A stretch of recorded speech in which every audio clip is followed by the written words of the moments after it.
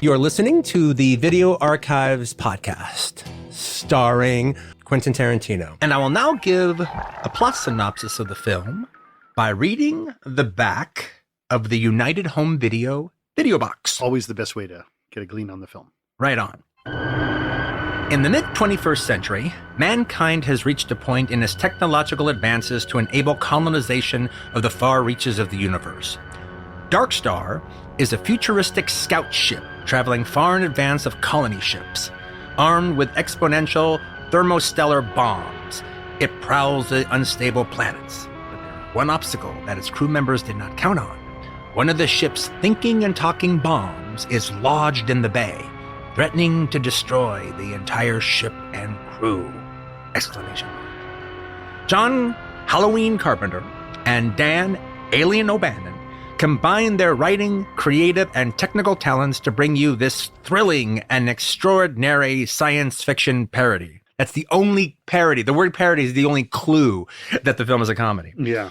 91 minutes, 1971, color, and the tape number in the science fiction section is 199. Dark Star started off as a student film that was being done at USC, directed by John Carpenter and pretty much done in collaboration with a fellow student, Dan O'Bannon, who wrote the script with Carpenter, was the production designer, did all the special effects, edited the movie, and is the lead of the film. Yeah. So it truly, I mean, in every way, shape, and form, it can be called a Carpenter-Dan O'Bannon film. It is a complete joint effort of these two men together. The only time they will ever work together, and it's understandable, but also sad at the same time, because it was a magnificent collaboration. Yeah, a lower class, working class, all right, inside of space travel. Yeah. Not everybody like the Enterprise. Well, I mean, it's like, one of the things that was interesting, and I'll talk about when I talk about the film, watching it with you, I saw it once when it came out, and I hadn't seen it since. So it was funny watching it with you, because I remember, even from being a little kid, I remember different elements of it, but I was really kind of seeing it for the first time, with the exception of these moments when we watched it together. Yeah, when we watched it together. Yeah.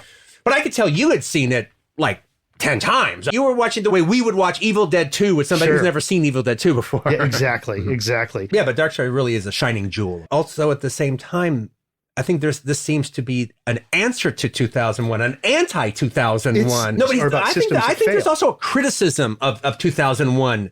A criticism of the suits, a criticism of the 60s, middle age, middle classness, a criticism of the antiseptic quality of the lack of humanity that is supposedly all part of space travel in movies. This is bringing life and piss and shit and cum into the space world. Literally, in the case of the toilet paper, which is an issue in the movie. Yeah, he's like the loading dock. I've completely forgot about this aspect when I watched the movie again. Where I'm like, what? Pinback isn't Pinback? Well, in a strange way, everybody else has just gotten disillusioned.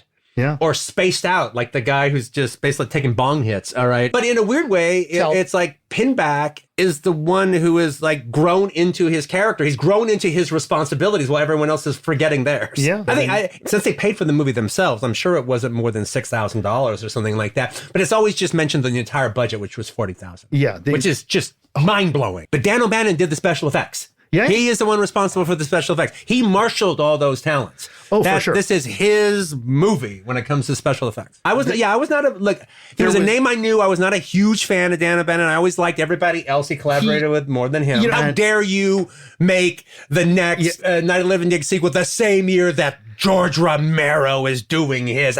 Sacrilege. Now, like I feel the same way you do, except I didn't come to it till this week. Yeah. I've enjoyed not liking Dan, and I've enjoyed slagging him off. And now I feel guilty. Well, I'm sure if you put it on when I was in, like, oh God, Dark Star. Do you have to? Okay, whatever. Yeah, it was considered an absolute cult film classic, but by 78. Yeah, for sure. It's absolutely a cult film classic.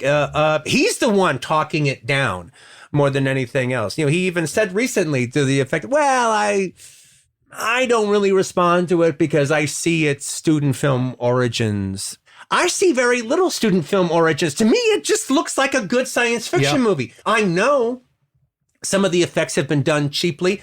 I wouldn't know that from just necessarily watching it. I don't think, hey, look, I see cleverness going on. I see cleverness up the wazoo, but I don't think, oh, look isn't this charm? It's full of charm. It exists on charm. That's all it is charm. But there's also craftsmanship there. I don't see, oh, look at these cool kids that did this really neat thing with the little bit they had. Especially when I was a kid and I saw it, I didn't like it. And I'll go into that in a second.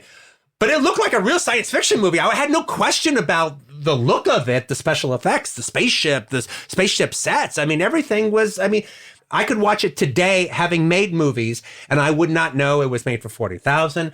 I never would have guessed. I would not know anything about the student film origin of it. It's just a fucking legitimate piece of work in every way, shape, or form. Well, he looks at it and goes, okay, those are ice trays. Those are ice cube trays that I'm shining light through. So he can only see the ice cube trays. Yeah. He can only see the muffin tins. Okay, so now I'm going to tell you my history with Dark Star, where I saw it in 74 when it came out. I saw it in Marina Del Rey, UA. I hated it in 74 when I saw it. So you were 9, I was probably 11. Mm-hmm. I hated it. And I'll tell you why I hated it is because I knew fuck all about it other than the TV spots that Jack Harris had blanketed afternoon television with. So I saw the TV spots a bunch of times and looked like a really groovy space movie to me. I go, wow, I can't wait to see this. And so that weekend came about and I went and saw it. Okay, so this is, to say the least, this is before Star Wars. Okay, so what did I want? Oh, well, I will say that I do think the TV spots were misleading. Okay, the TV spots makes you think that it's like a Star Trek-y Buck Rogers kind of thing. Not all the dare doing, but it just looks like a real space movie. And they don't show you any, they don't give you a hint of the counterculture aspect of it, and they don't give you the gonzo anti-establishment quality of it. Mm-hmm. So I'm thinking it's just a straight ahead science fiction movie, and I have, if the movie they had played had been Luigi Cozzi's Star Crash, I would have thought, okay, this is it, man. Oh, this is exactly what I wanted to see. If I had seen Star Crash when I went and saw Dark Star, I would have been completely satisfied. Yeah. That would have been exactly what I wanted. That would have been exactly what the TV spot asked for. That's what I wanted to see. Star Crash way before it was ever made when I went and see Dark Star. So what I ended up seeing, I fucking hated. And it was very funny watching the movie now with a completely different point of view, because I've always said, oh, I hate Dark Star. I hate Dark Star. Dark Star. And it was interesting watching it now, remembering how much I hated it, because everything that I love about the movie now is what irritated the shit out of me at 11. I hated the idea that the crew were these dirty fucking hippie guys. All right. By 74, as a little boy, I was so over the fucking hippie thing. All right. I was so over my babysitter's boyfriends. All right. I was so over seeing those people, the older sons of my mom's friends. I was so over that whole thing. And not only that, this was the first time I had seen, by this point in time, I had seen bad actors before. This was the first time I went to a movie and bought a ticket where, I'm sitting here watching the movie thinking, oh, these guys aren't bad actors. They're not even actors. These are amateur actors. Everything about them just seemed unprofessional. Everything about them seemed unlike actors. Yeah. The counterculture stuff just bummed me out. Mm-hmm. Like when they went to, like, one of the biggest laughs is when they go to their barracks. Mm-hmm. And it's all like the porno magazines on the wall and all the hippie kind of thing. I'm like, oh God, it's like I repelled from all the anti-establishment aspect of it. I repelled about the fact that they look like hippies. When the beach ball alien shows up, being 11. Okay, also, I'm 11. So it's right at that time you start getting intolerant about stuff. Oh, it's so stupid. Oh God, jeez. Oh, that's so stupid. Oh, it's so dumb. It's so stupid. It's so stupid. Oh, it's so stupid. This is so stupid. All right. Everything I thought was just so dumb. I will admit that as time went on, I started responding to Pinback to some degree. But you have to understand, I'm watching the movie. I'm the only little boy there. Everybody else is could be in the fucking movie. All right. They're all like hippie kind of anti-establishment, teenagers or guys in their 20s watching the movie. They all get it. They all get it. And they all love it. And they're loving everything I hate. And they're fucking annoying me. I mean, I'm just getting madder and madder and madder because back when I was a little boy and I paid to see a movie and I felt I got hoodwinked, I was mad. And I'm sitting there mad watching the movie. And the fact that they were appreciating everything that made me mad at them. Mm-hmm. And I'm just sitting there with my arms crossed, just fucking this is a fucking ripoff, man. Popcorn was the best thing about this fucking movie. I haven't seen it since then. We watched it with you the other day.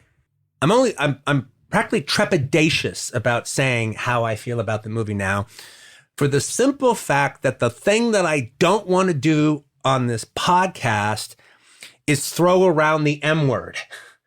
I want the M word to mean something. The M word is masterpiece. I want the M word to mean something. I don't want to throw it around. And I don't want to use the M word on the very first movie we talk about, but I actually think it applies to Dark Star. It's a science fiction masterpiece. It's a counterculture, anti-establishment, hippie filmmaking masterpiece. It's an early 70s masterpiece. And in the first half of the movie, I don't really care for the Captain Doolittle any more than I did back when I was younger. But he gets better as the movie goes on. In the course of time, he actually does grow as the film goes on. And in his final, the climax of the movie, his philosophical conversation with Bomb 20, mm-hmm. He's fantastic. He's amazing. I mean, he's great in that scene.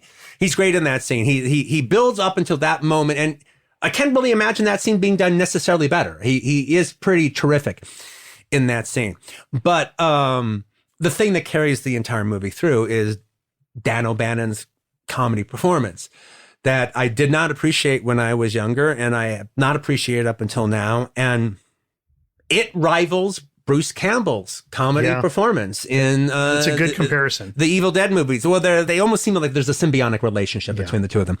And the big set piece in the movie, which was added much later, is part of the thing that they added for Jack H. Harris to make it feature length, is the entire, what seems like a 15-minute set piece, mm-hmm.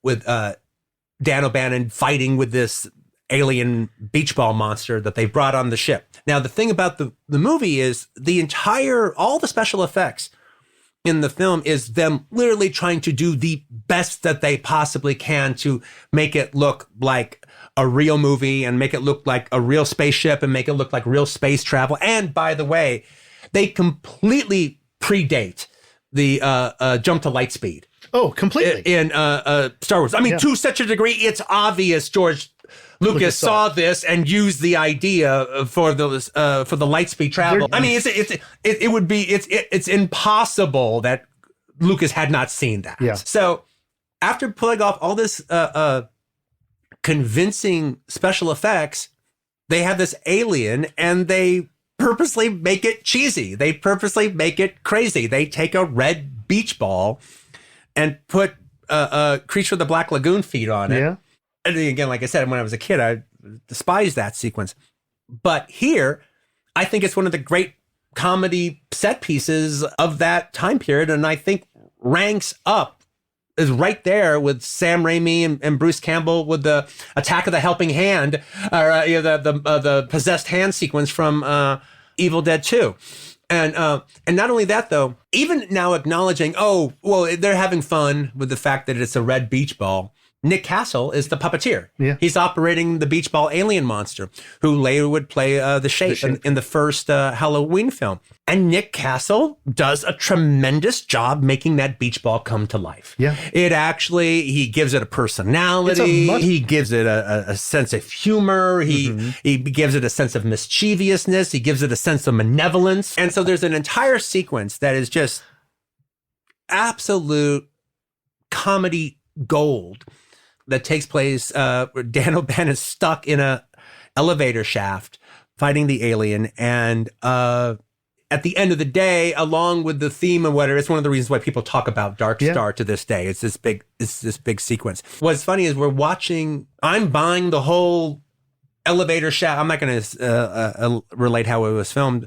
You have to figure that out yourself. But as I'm watching it, I'm buying the whole damn thing. Yeah. And then at some point you go, wow, see, he's doing a really good job selling the effect. And when you said that, that made me figure out how they did it. Yeah, sorry. But up until, which made me just appreciate it even more. But up until that time, I bought it. So look, that is my take on Dark Star. I actually think it's a classic now. I've revisited it, and I could not be more in love with it. In fact, of all the films that we saw, it's the one that I keep going back to. It's the one that kind of haunted me a little bit. Well, and also, when Carpenter does Halloween, he's going to be written about in every genre magazine in the world. She's amazing. One of the, she truly started the final girl. Mm-hmm. The real final girl aspect, all right? And she carries that movie on her broad shoulders. The only taint, and it does have a taint, all right? And Kim Newman, the genre critic, agrees with me that in Halloween 2, Deborah Hill and John Carpenter do the cheapest thing just to throw a little whammy in the movie, and they make it that Laurie and Michael Myers are brother and sister. Mm-hmm. And that taints every single Halloween sequel that happens afterwards, because he's not her brother. She's not his sister.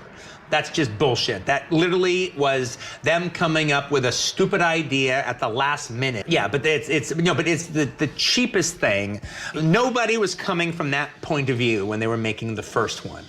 And what makes the first one so good is the fact that you don't know what it is that makes Michael Myers go, her. It's not a sister thing. And actually, the film, if you've ever seen the Elvis, the Kurt Russell, John Carpenter Elvis movie, him in the hotel room in the suit, talking about his career, talking about the big jump that's getting ready to go on. The Thing was probably the one movie of all the individual films that I've seen that probably influenced dogs the most, because it's in some ways it's it's the same idea where you have a bunch of guys trapped in a situation that they can't get out of, in a very claustrophobic situation where nobody can trust anybody else.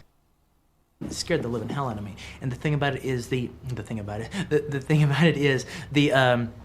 tension and the anxiety and the claustrophobia and the fear and the distrust that was running around those men, all right, came straight out into the movie theater. And what I wanted was to achieve that same kind of effect with an audience that The Thing had with me.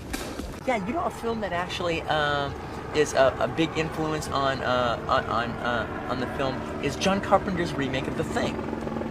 It's very similar, all right? And I didn't do anything, take anything from it, but I wanted to capture that same feeling. In The Thing, you have all these guys trapped in this room, all right? And no one can trust anybody else, and they can't go anywhere else, and they just have to deal with each other, which is exactly the exact same situation in Reservoir Dogs. And what I wanted to achieve is what I felt that film achieved when I first saw it at the theaters, was the tension of those guys in that situation was so great, and there was no release of it because it was so claustrophobic that the only place that tension could go was right out into the audience. And that's how I felt when I was looking at The Thing. And that's what I wanted to achieve in my movie. The thing about it was, actually, one of the reasons that The Thing holds a special place in my heart is the idea that I love horror movies. I'm a big horror movie fan. I don't get scared in horror movies. I respond to suspense. I respond to that. But, what's going to happen next? And I can jump by a boo scare, but that's not really terror. I don't get scared in movies. The Thing I got scared in, and I was scared, and it made me want to put it under a microscope about why I was actually frightened during that movie. And I think the reason is this.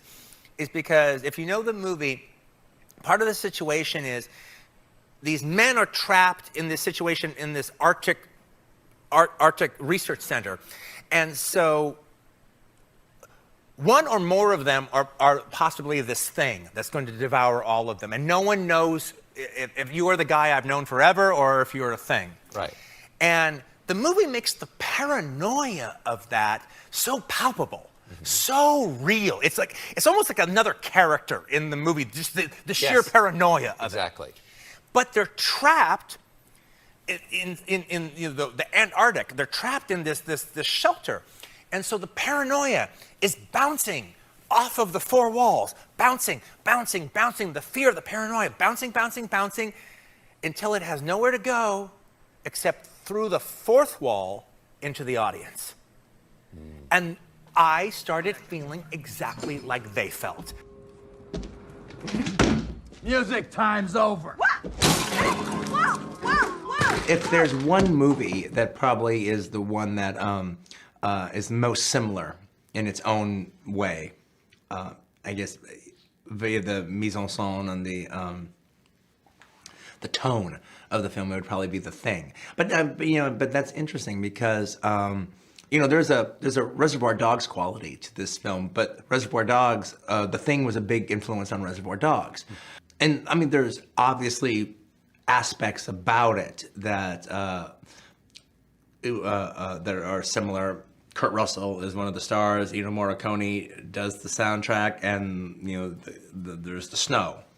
Those are big elements, but those are what they are. The real elements that I think what the Carpenter's The Thing has to do with my film is the fact that they're both studies of paranoia. None of the characters can trust the other characters, but yet they're trapped together because they can't leave because of the harsh elements.